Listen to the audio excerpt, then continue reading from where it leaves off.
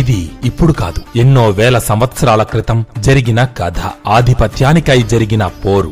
మనిషిలోని మంచి చెడు అనే రెండు కోణాలకు, తప్పు ఒప్పు అనే రెండు దృక్పథాలకు, ధర్మం అధర్మం అనే రెండు పార్శ్వాలకు మధ్య జరిగిన యుద్ధమే ఈ మహాభారతం.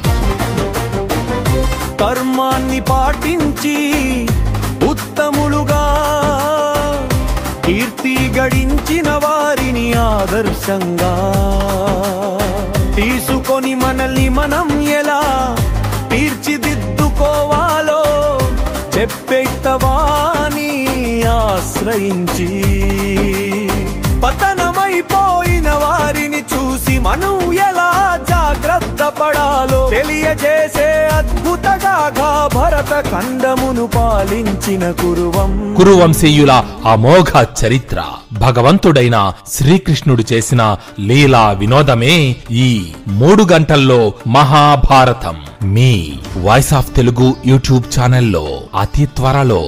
జై శ్రీకృష్ణ, జై జై మహాభారత్.